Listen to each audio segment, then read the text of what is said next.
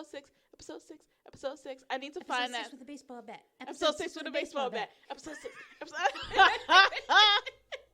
I didn't even go there, but I'm glad you did. Good God Almighty! I'm so glad you went there. That's why you're my best friend. Wonder Twins. Form of Family Guy. Dang, we didn't even start the show off good and we got a bell. So anyways, welcome to back. episode 6 of Wait, What? Sports. Yay! You joined in. Dr. See? Robinson finally joined in with us. You couldn't help it. It just pulls you in. It's like, come, join us. That would be the last time I do that. It will not. Watch. Every episode from here on. No. You can't have every episode. But No.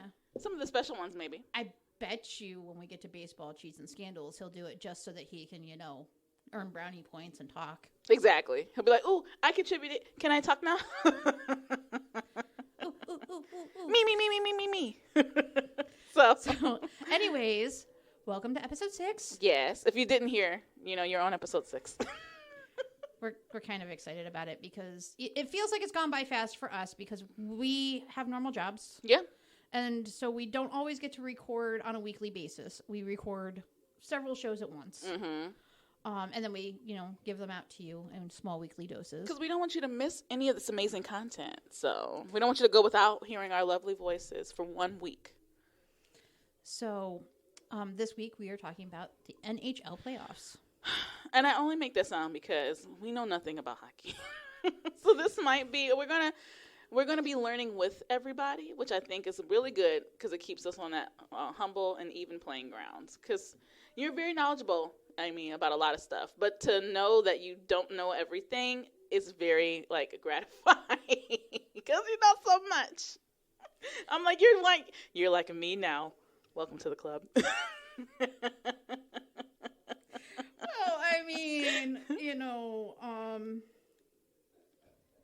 It is what it is. We can't all love all sports because even Dr. Robinson knows very little about hockey. Shocker. What? How does that feel to not know something about a sport? You win some, you lose some. So nonchalant about it. Mm-hmm. Deep down inside, he's like, his little boy inside is like, Yeah, yeah. I'm so sad. Yeah. No. Well, anyway, I'm Gina. That's Amy. Mm-hmm. And over on the boards is Dr. Robinson. Hello. How are you today, sir? Pretty good. Yeah. You gonna be able to make it through this show? Yeah. I am. He was over there falling asleep. No, it wasn't. I saw that head nod. Lies. I saw that head nod. Well, you know how your head bobs and you pop your head up and your eyes go. I caught it. I'm watching. So anyway, let's go ahead and get into the nitty gritty. Well, first off, let's talk about the fact that we do have very little exposure to hockey. True. If no other reason, it's on TV, but we just live in Northeast Ohio. It's not a big thing here. It's on TV more often now than it was. Yeah. Especially since there is an Ohio NHL team. True. But the Blue Jackets, right? Yep. Mm-hmm. Down in Columbus. And especially since they made the playoffs a few years ago. Yeah. They were kind of the toast of the town. And, our Monsters here in Cleveland. Do we still have a hockey team? The Monsters. I didn't know if they were still playing. Yes. They're active this season. Yes. Oh, okay. Just but checking. they're not NHL. They are IHL. Is that like the minor league? Well, step it's down? like the difference between the Canadian Football League and the NFL. NFL. Got it. Okay, I'm with you.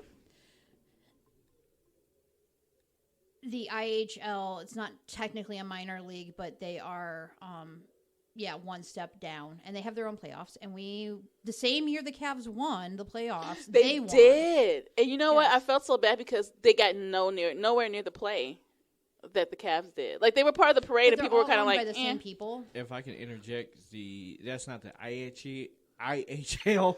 There we go. That's the AHL. Okay. American Hockey League? Yes. Okay. So back, I will say this, way back when, before they were the Monsters, before, back in the 90s. I don't even remember what they were back then. He knows. They were the Cleveland Lumberjacks, and then it was the Cleveland Barons. Barons. And I remember Lumberjacks, Barons. I do believe were actually IHL. But anyways, which is the only reason why I know that. That thing. What a random acronym. factoid to know. But anyways, our exposure here is more so now than it used to be, especially more so than when we were growing up. Mm-hmm. But hockey really isn't all that big in most of the country. Yeah. My first exposure to it, as I've told you, was through a Christian Slater romance movie. Mm-hmm. With Miss Rosie Perez as one of the best friends. And I just love her. But they went to hockey games on a lot of the dates in the movie. Yes, hockey can be a romantic movie. What? They were hockey fans. Oh, okay. I didn't know Rosie Perez played in a hockey movie. Like, Yeah, no, she was the best friend of Marissa Tomei. She's always the best friend of somebody. All right, gotcha. White Man Can't Jump is the only And movie where she wasn't. Marissa Tomei and Christian Slater got together in this romantical movie. It was very heavy, very deep. But they went to hockey games in the movie on dates. What an odd way to be exposed to a sport. So that was like my first time ever even seeing hockey depicted. Right, on TV or Like, I movie. knew kind of what hockey was. You've heard of it. My mom played field hockey when she was in high school and college. So I just knew it was kind of like, something like that, but on ice. Right. And we played like gym hockey. Right. In gym class. And there's several versions of that. Right. Where they gave you plastic hockey sticks and you got a plastic ball to put through a soccer net. Yeah. You got to get creative with what you got. So, those were my exposures. You were saying, the Mighty Ducks. The Mighty Ducks was mine. Which, not necessarily the most accurate of hockey movies. Emilio Estevez. Gordon Bombay. But, I have friends who were really big into it because of their family backgrounds. Yeah. And did they play it? they did not. They were young ladies. Got it. But and really around here, there's very, very little opportunity, especially for females to play. Mm-hmm. But even for young men to play, Even hockey in general, yeah. there are a few cities that have ice rinks and that have hockey teams, and then there are some schools that have hockey teams. Cleveland Heights is one of them. Do they? Yeah. I don't think I knew they had a hockey team. But it's almost like a swim team in a high school. It's so rare to have on the high school level without being on a private team.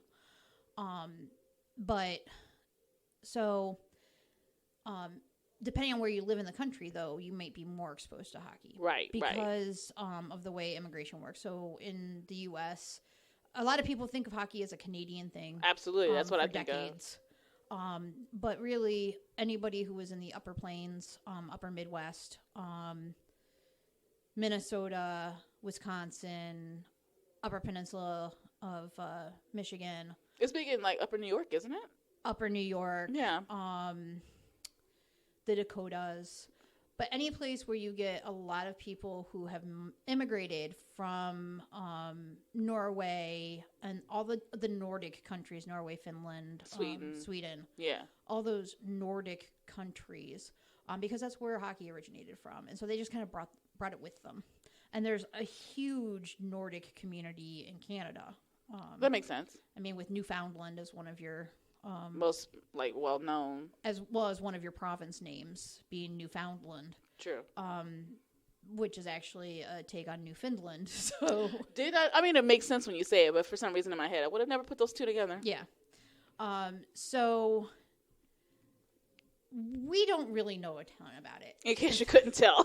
In fact, we started recording an episode, and then we got so lost in like the research because we're literally reading it off of notes, right? That we were like, wait a second, something doesn't make sense about the math that we found in this article. So we literally had to break it down. Like, I'm a visual learner. I had to draw it out.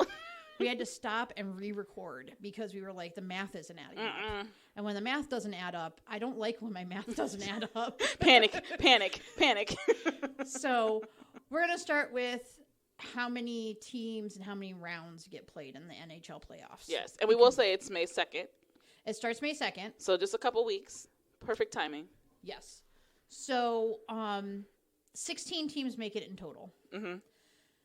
The structure of the NHL is different from most of the sports leagues that we regularly follow. The NHL has only 2 conferences, which is normal. I mean, it's That's normal. more like every other sport, Right? East and West. They have only 2 divisions per conference. Most of the other big sports Yeah. have at least 3 divisions, if not 4. Huh. I don't think I ever picked up on that. So there are 4 NFL divisions. Yeah. Okay, so there's I don't even remember. It's Go ahead, East, Dr. West, Robinson. North, I know and you South. know. now because I still want to call us Central Division. And we're not anymore. In the NFL, you have in the AFC, you have the AFC North, Okay. AFC South, and then AFC West. Ah. NFC got the NFC East, NFC South, and then NFC West. Okay, Okay. so it's still 3, but yeah, I was like, I know we're not Central anymore. like you watch like the shows in the area. Doug Deacon is always calling us, the best of the Central Division, and they're getting on him. Like, stop saying that. So, and baseball's the same. There's 3 divisions, and so like you only having 2 divisions is a little different. It is. So the way they work it is they actually get 3 teams from each division in, because there are 8 teams in each conference that get in. Right. And then there are 2 wild cards. So your 3 teams from each division equals 6 plus 2 wild cards. That's 8 on each conference. So 16 teams total. Now the math makes sense. Right. Because we were like, those numbers don't add up to 8. We really were, because like the article that we had found from ESPN only talked about the top team in each division making it in. And Right. so like it didn't make any sense. And that's why I think it's so, side note, it's so great that we do this show, because then we could take that bear and the brunt of that work and figure out all the details for you guys. So that way you don't have to try to pick up an article and read it and be like, I don't know. I'm just going to put this down. And honestly, when we got confused doing the math, it literally took all 3 of us on our phones going, wait a second. How many teams are there? How many divisions are there? Is there more than 2 conferences? So yeah. So there are 4 rounds, just like in basketball. Mm-hmm. And each round is a best of 7, just like basketball. Right. It's amazing how sports overlap with some of those things. As of the moment of recording this show and or doing the research, the list of teams that have made it in are Florida, the Florida Panthers, the Toronto Maple Leafs, and the Carolina Hurricanes. The Maple Leafs are the only one that I had ever really heard of. Me too, honestly. They are one of the oldest teams in the NHL. Okay. Them and the New York Rangers, I believe. Rangers, okay. Now when you say it, I'm like, okay, I've heard of that team. So, just a side note, New York Rangers, Chicago Blackhawks, Toronto Maple Leafs, I think are some of the oldest teams that play. Okay. What team did Wayne Gretzky play on? The Rangers. Okay. Maybe that's why you are so familiar with that name, because it's Wayne Gretzky. And the Rangers have won so many titles. Oh, okay. They have a lot of titles. But then those are all in the Eastern Conference, with more to be determined. Mm-hmm. TBA. And I'll post it once it's all like finalized. As of the time we were doing the research last week, there was only 1 team in the Western Conference that had clinched a berth, and that was the Colorado Avalanche. So, okay, so that's a lot of hockey. That's a lot of hockey. Like 7 games before you even make it to like the playoffs. So 7 each round of the playoffs is a best of 7. Oh my gosh. So it's like how I feel when I realize how much golf you have to play when you play in a tournament. Right, well, I mean, and it's the same thing for the NBA. when they start on Saturday, True. it's best of 7 games for each round, and it's 4 rounds. Yeah, it's a that's lot true. of basketball. It really is. Which makes you think hockey should go longer. They usually finish up about the same time as NBA. I think they don't rest as many days in between. Okay, they just kind of keep on playing. So those are the basics of what's kind of going on as far as like how the playoff is structured. Yeah. It's the same but different in a lot of ways. Yes. And it's probably confusing to us just because we're not familiar with hockey. So it's just kind of like, whoa, let my brain process. Well, and when you're used to a particular type of structure in a sport, then you're like, okay, everything else is the same, but this one thing is different. Right. And it throws everything Monkey off. wrench. So, again, this is kind of, one of those shows where we're doing as a primer for you because we know this big event's coming up. Yeah. And we want you, if you happen to stumble upon it, like I did a few years back, be able to watch it and kind of know what's going on. Right.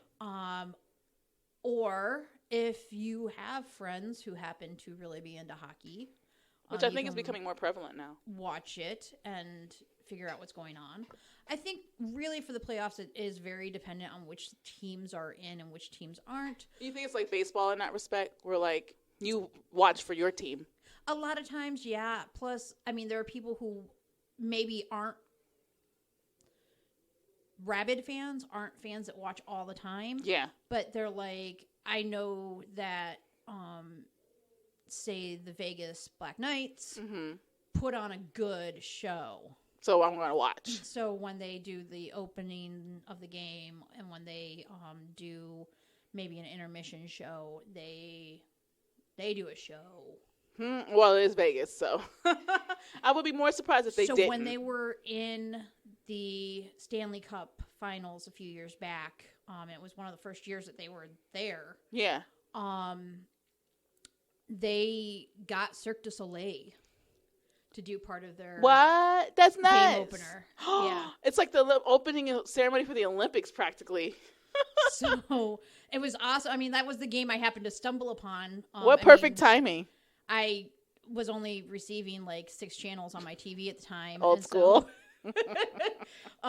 Yes, because I use an antenna.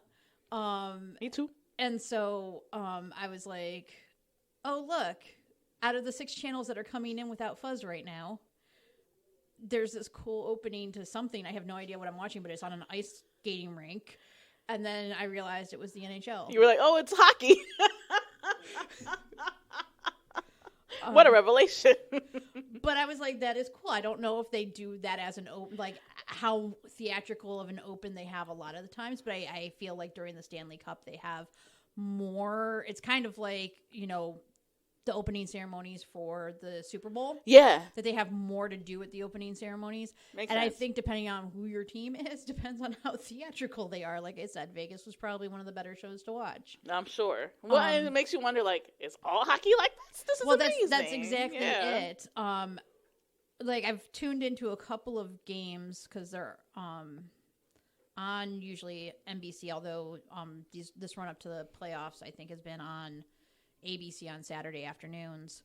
But they don't really show like what's going on the ice beforehand. I don't think that they do that unless they, it is the playoffs. And I think any of us who've watched playoffs basketball or like, here in Cleveland, we had the Cavs in a few years back. Most of us who didn't even care about basketball we're watching. And there was a lot more behind it when you're talking the playoffs. There's all a lot more stuff going on. Yeah. But because we are doing this as a primer for you, we want to bring you information about some of the common terms that you will hear. Yes. On the ice, as well as the players and positions and things like that. So let me get my notes to the right area. Okay. And I will say, like, before we get started, hockey is not as inherently violent of a sport as you think. Like, as we were going through this, it is very structured. Because of the nature of the sport, I think we assume it's a lot more violent than it is. Well, it used to be a lot more violent. Yeah. It used to be that there weren't quite as they just like football went through the 90s era where things were very, very violent. Mm-hmm. The old saying of I went to a fight and a hockey game broke out. That was a real thing. That was almost, I mean, it was not a like, cliche. Literally, you could go to a hockey game and see a fist fight every night. They've cut down on a lot of that. Wow. I'm probably for the sake of making it more family friendly. Family friendly, and not only that, but player safety. Okay. Just like, you know, how the NFL have started, you know, enforcing heads up tackling and things like that because of player safety. Okay. So Positions. Player positions. There are actually only 5 people on the ice. And it goes so quick. 5 You think there's people more per team on the ice. Not 5 people in Most total. boring game of hockey ever. But there's only 5 players for each team on the ice. I was like, I'm not even going to go into like how many referees and umpires and whatever are on the ice. Quite frankly, you could not pay me enough to be a referee because I'm out there. Although these guys do get actually padded up compared to like the NFL refs. Okay. I was wondering. They have full pads. Because they got to be like in the mix of it, don't they? Right. They don't have helmets, but they do have like the leg pads and everything. Okay.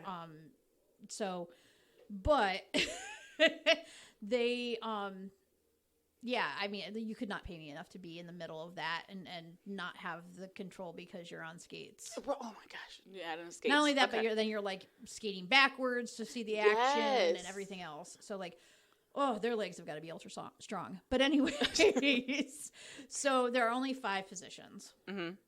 Okay. So the guy guarding the net is the goalie. Goal. Oh, sorry, that's soccer. Probably something similar happens in hockey, though. It does. It actually does. That's funny that you went to soccer, though. Well, because that's the sport that you can pull a lot of parallels to. Okay, so that's our comparison sport. Because you've got the giant net at the end of the arena, or at the end of the field. And they have very similar positions, except in soccer you have a lot more than 5 people. True. Okay. So the goalie guards the net. After that, you have the forwards. Okay. There are 3 forwards, and these are your offensive players. Gotcha. Okay. And this is where it like differentiates from a lot of things that we think of like with basketball. When you go full court. Right. So basketball, all the players run all the way up and down the court. Mm-hmm. Which is why like it's extremely hard if you are a big guy playing in the NBA, because imagine running up and down and up and down and up and down the court. If you're not in shape, you're not going to make it. Man. But in hockey, only 3 of your players are offensive players, meaning there are only 3 of them crossing the ice. Right. So you have your center, and then you have your wingers on either side, right and left. Okay. And so these are the people that line up across the center line. Got it. At the beginning of the game. And then you have 2 defenders. These guys never leave the defensive side of the field. So they're constantly guarding their net. So they're not guarding the net. They stay on the back, what would be considered the backcourt in basketball. Okay. They stay behind the center line. They never cross the center line into the offensive field. Got it.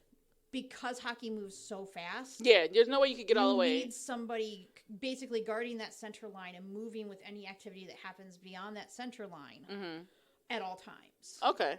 So as soon as the opposing team comes over the center line, those guys are moving they get into action to get into place to try to steal the puck and keep action from happening on their side. Okay.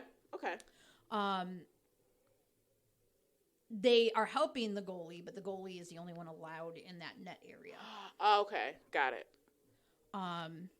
We should point out, hockey doesn't have halves. It does not, which, again, was confusing. Because, again, I'm so used to, like, first half, first and second quarter, halftime, third and fourth quarter. You know, like the usual setup. Yeah. So, you know, in football and basketball, we have these halftime shows. Exactly. Kind of a thing. Hockey, for as brutal as it is, it uses some very genteel terms very theater-like terms. Hockey has intermissions. Intermissions. It makes you seem like you're, let me run to the bathroom. They're going to flick the lights when you go to the theater. So hockey has 3 20-minute periods and 2 intermissions. So, okay, how does that work? So you have your first 30-minute or your first 20-minute period. Okay. And then you have an intermission. Got it. And then you have a second 20-minute period. And then you have an intermission. That's a lot of breaks. And then you have a third 20-minute period.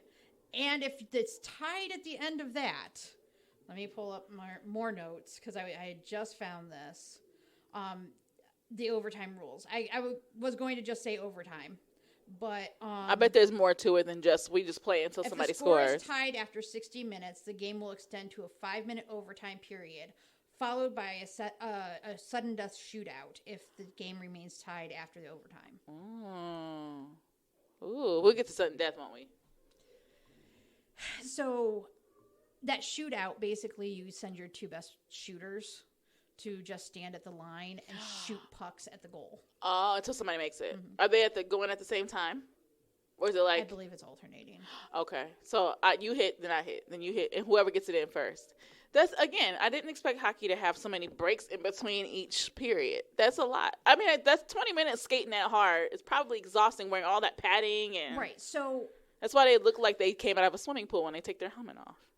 So that's the big difference between everything is that, first off, you're on ice, so it's not like you're going to be wearing all of the lightweight fabrics that the football players are wearing. Right. Like, that's heavy stuff. So the football stuff. players have pads and lightweight material, but they don't have pads that go all the way down their arms. So since we're starting to talk about it, might as well go into equipment. Let's go ahead and look at the equipment. Okay. So we'll start with the pads. Like I said, the NFL players, their pads stop at their shoulders. Right. Okay. They've got pads that come down and guard their stomach area.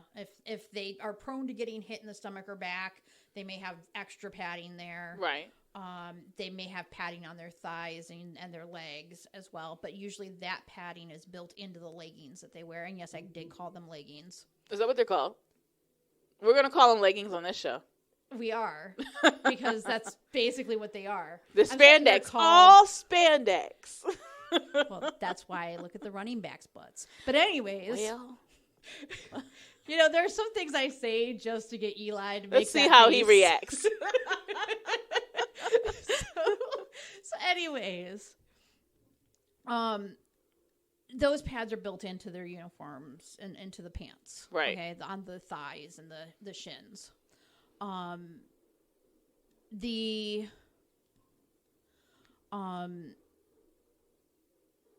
The hockey players, they have pads that like literally are like 3/4 of the way down their arms. Right. If you watch, you will often see like a uniform where it's accidentally got tucked into the hip pads. Mm-hmm. And their hip pads aren't like football hip pads where it just covers the hips. They come up and cover part of the loin as well. Oh, wow. Yeah.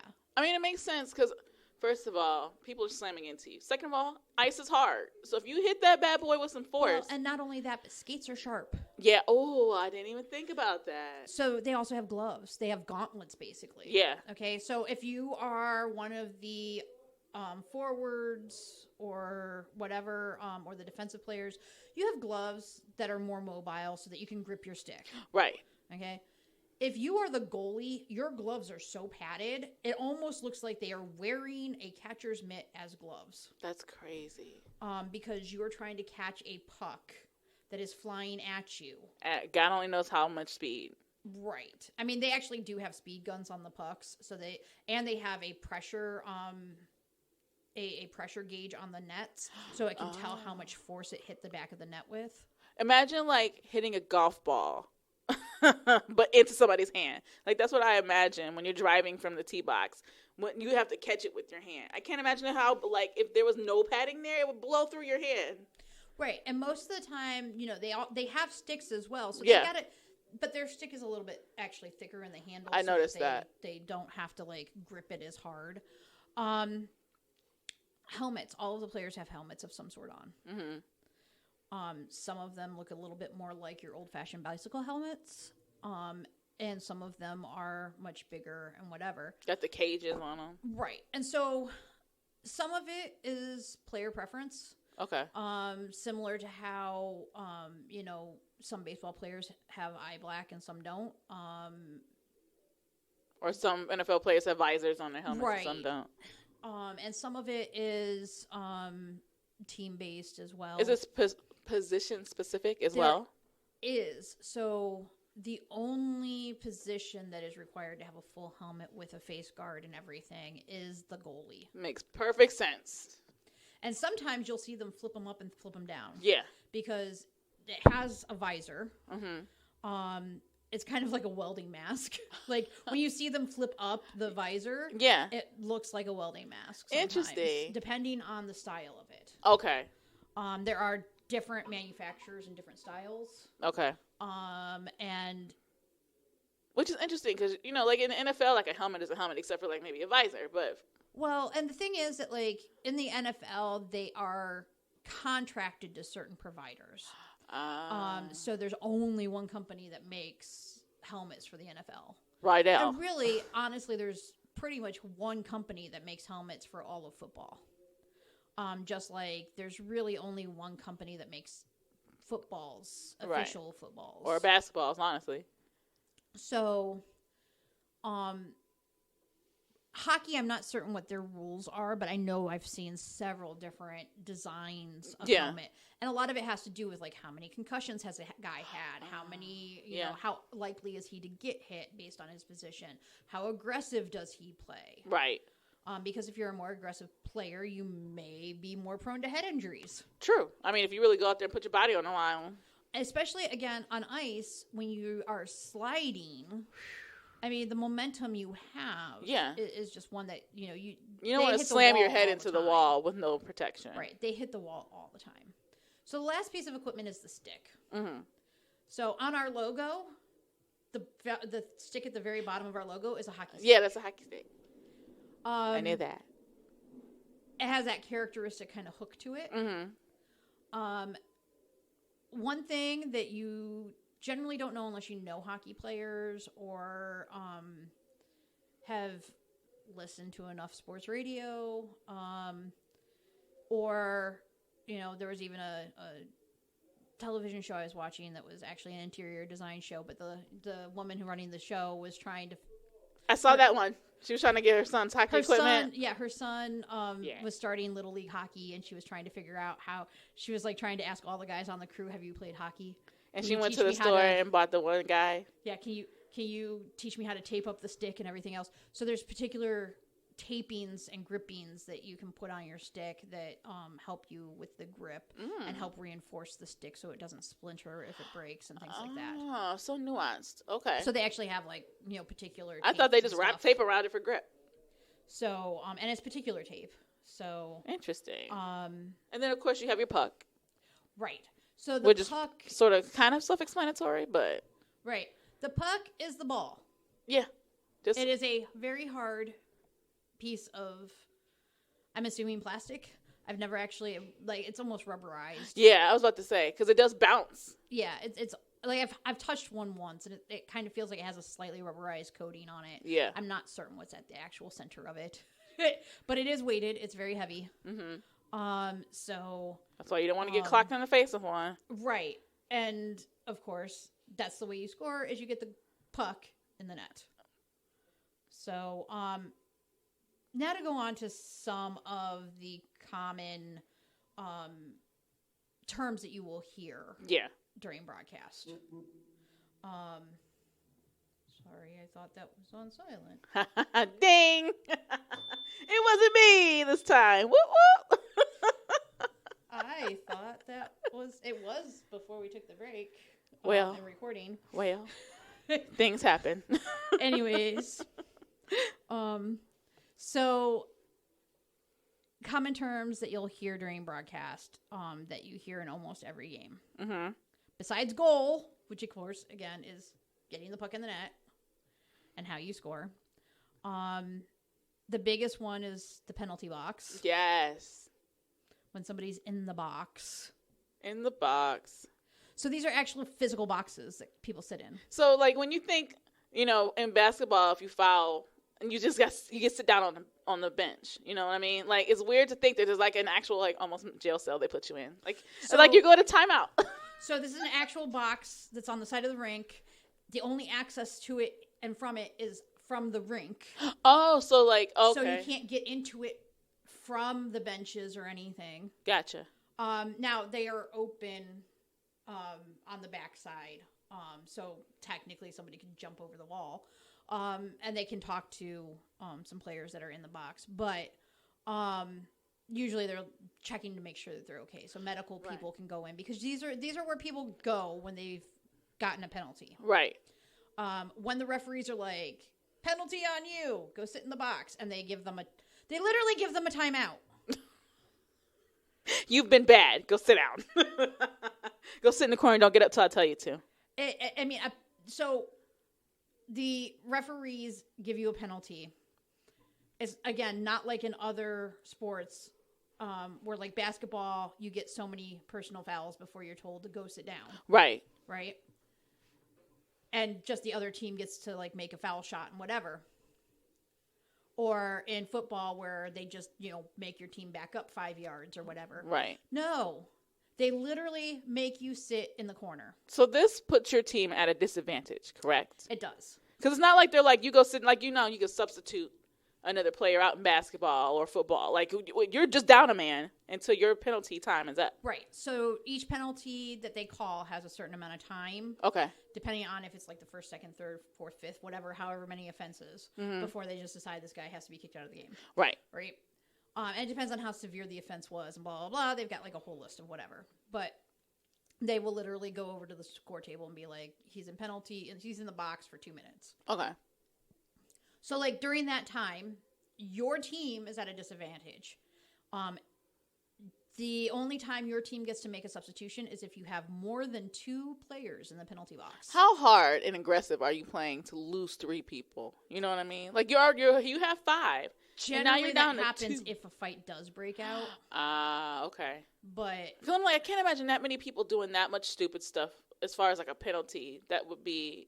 Or they're cascading penalties. So, like, one person got out for one thing and then another person got out for another thing. So they're, like, overlapping. Later. Okay. Right. Yeah, well, okay, I can see that. That makes sense. So if you've got more than 2 people, if you get more than 2 people sent to timeout, you can then substitute a player in. But before that, you're at a numerical disadvantage. Yeah. And it's what's called a power play. Okay. Heard that term before. So when one team is in power play, it means that their team has the numerical advantage. Okay. You can have a 5-3 power play. You can have a 5-4 power play. That's it. I bet those 2 minutes seem like forever when you're down a man. Even if it's a 5-4. Like, that one missing piece of the puzzle is just... Well, and the thing is, if a team... It's one of those things where, like, the announcers will be talking about how a team is in power play, and they're like, and if they can't take advantage of this now, especially if it's later in the game. Like, hey, you got a literal advantage over the other team. This is your chance to score, so you better get it in while you fit in. So, another one, the puck drop. Yes, which is very similar to tip-off.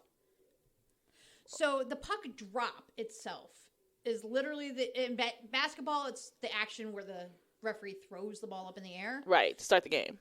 In hockey, the puck drop is literally the moment the ref drops the puck to the ice. The moment it hits the ice is exactly when the face-off happens. Is that when we're fighting, jockeying for position? You're trying to get the puck out to your teammates. Got so it. when you see them fighting over the puck and the sticks are clacking, and that's the face-off. Okay. So it goes puck drop, face-off. Got it. Okay. Like, almost immediately. Puck drops can happen in 3 different areas of the arena for the most part.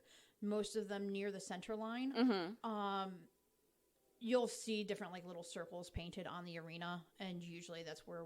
And I don't know the rhyme or reason. Usually it has to do with, like, if there was a penalty that happened in that area. Okay. That's the closest area to do a face-off at. Penalty shots. Very similar to free throws in basketball. Mm-hmm. The player who was fouled is given a free shot at the goal. The difference is the goalie is there to guard. So okay. In basketball, like when you go to the free throw line, everybody's just standing off to the side. It's unguarded. Just free shots. You make it, you make it. You miss, you miss. But in this case, think about the size of the goal in a basketball. Yeah. The basket, way over your head, teeny tiny. True. I mean, it's just barely bigger than the ball. Right. If you think about how large a soccer net or a hockey net is. Yeah. That's a lot of real estate. That's a lot of space, especially when you talk about how small the puck is. Mm-hmm. So they do have somebody guarding the net, so you still have to try to get past them. So you are playing mind games with them. You're like angling your body one way, but you hit the puck the other way. Man, psychological warfare. Yes. So speaking of the penalty shots, there are several different penalty types. Yes. So, Eli, do you know any of the penalty types? Have you ever heard any of them? Let's wake him up. I He have is not. starting to fall He asleep. is dozing off over there. I'm not dozing off. You are. I haven't heard any penalty. Okay, terms. so let me name a penalty and see if either one of you can describe it. Okay, it's on Donkey Kong. You ready? Yep. About to take you out. Let's go. Cross-checking. You could have crossed somebody with your stick? Nope. What did you say? Is it when you cut across somebody with your stick? What is it? I got nothing. What you gonna tell me nope for like you knew the answer? It's when you hold your stick in both hands and using the long length of the stick in between your hands, you push against an opponent or quote, check him. God. Oh, so it's like a block almost, but you're illegal. Yes. Okay, this one should be simple. Elbowing. Oh, when you elbow somebody with like physical elbow. Yes. Right. So it's when you use your elbow to check somebody, to hit somebody that's not in the action of playing the puck. Oh, so let's say, okay, the puck, two players over there fighting over the puck, and then I'm next to you and I just hit you with my elbow. That, or even those two that are playing over the puck. Yeah. If he like literally lets go of his stick and just goes wham. Oh, like blatantly just, okay. Blatantly throwing your elbow into somebody. Gotcha. Will get you and an checking elbowing. essentially is just hitting them. Checking is the action of hitting or pushing. Yeah. Okay, I'm ready. Okay. Next question. This one should be fairly self-explanatory too. I'm ready. High sticking. When you hit somebody above the waist. Oh, above the shoulders. Oh, you hit him in the head. Well, how obvious is that penalty? Striking an opponent with your stick above the shoulders. Why? Okay, so that's like blatantly, I'm just pissed and I'm about to beat you up with my stick, I feel like. I mean, the only time that I would think that there could even be confusion on it is if a player is falling and, maybe like they're... that, like they go over. Yeah, but even then, like, you just don't care. Okay. Holding. When you actually physically hold somebody. Right. Yeah. He's so not paying attention even. You're on your phone, aren't you? No. Yeah. It's okay. I'll take this easy one. Go ahead. So yes, holding is I'm when gonna hold you it over his actually head. Use your arms to restrain an opponent. So you can't actually grasp onto somebody. You can't bear hug them. You can't grab onto their arm. Okay. It's like holding in basketball. Like you can't grab somebody's wrist. You can't like literally grab somebody around the waist to keep them from moving. Mm-hmm. Okay. Got it. Okay. Hooking. Oh, when you grab somebody with the like hook part of your stick. Is it like tripping them? So no. No, you actually hooking is the use of a stick. Are you cheating? Are you cheating? That's why he's not paying attention. You sneaky jerk. I was wondering. Suck. I don't know what you guys talking about. Okay, well then fine. What's hooking? It's the use of the stick to slow another player down. What a jerk. Are you reading a definition there, dear? No.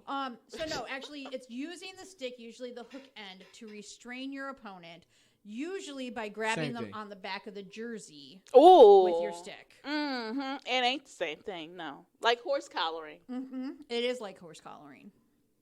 So I wonder, like, okay, when that penalty gets called, I'll call it a penalty. When it gets called, is it like you're in the motion with your stick and maybe like it could get confused if you hook it accidentally on somebody's jersey? Is it easily confused, I wonder? It's not really, because the goal is usually to keep your stick so that the hook Down is on the ice. Or just above it. Okay. So if you're hooking onto either the back of somebody's jersey near the top, or even onto the bottom or onto their pads, it's not.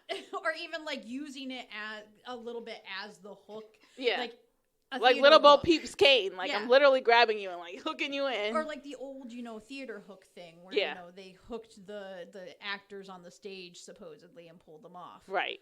I feel like some of these hockey penalties are so blatant. They are, and I think because the play is so fast, that it's really hard to get some of the more minute things. This is one of my favorites. Misconduct. And no cheating, Mr. Robinson. Put your phone on the table where we can see it. I'm taking away your doctorate. Oh, your license has been revoked. Misconduct. Okay, so that could go a lot of different ways. Misconduct apparently is like bad sportsmanship, would be my guess. Correct. Is it right? Yeah. Did you cheat? It's extremely poor sportsmanship. Yeah. Like fighting. It's fighting without the puck being near you.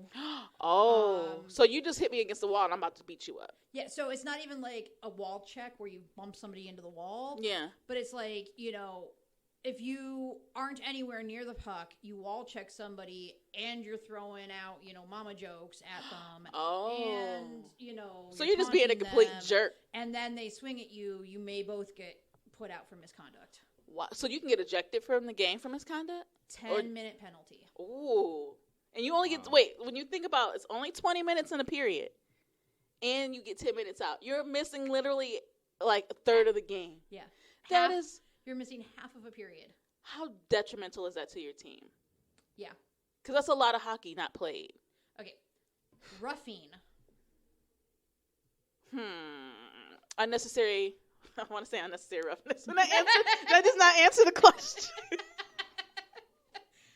I'm assuming when you're being overly aggressive, like pushing somebody down or... No, I just want to hear the definition. You just want to hear the definition on this one? Okay. So it's a punching motion with or without your gloves that is directed to the head or neck or other skirmish actions that are not worth a misconduct penalty. I would not have thought about punching as roughing. Like, that seems so much more severe to punch somebody. But in the game of hockey, it's not. Okay, true. Yeah, put in perspective. So, punching motion with or without gloves that is directed towards the head or neck, or if there's already a fight going on, actions that are not worth a misconduct penalty. Okay. So, like, if there's a fight and you go over and you start trying to, like, pull people out, but then somebody pushes you and then you push somebody else back, as long as you're not... physically, taking somebody down to the ice. You're on top of them. I have seen. Have you seen that? Yes. Like, how angry are you? That's like UFC right there. Jeez. Slashing.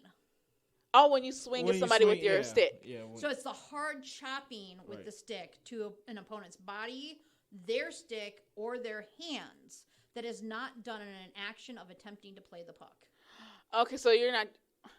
So if you're trying to play the puck and say the puck has hit the wall and it has gone slightly airborne, you may be like trying to control it back or whatever. Yeah. Or when you're crossing the ice and you're going like from one end of the ice to the other, you'll see them hold the stick in both hands and have it up higher. Right. Okay? If you then take that and push it down into somebody, as long as you're not both playing the puck, then that's a slashing. Okay, got it. So essentially most of these are around, like, if there's no puck here, you should not be doing these things because you're not trying to actively get the puck or shoot it to a teammate. Right.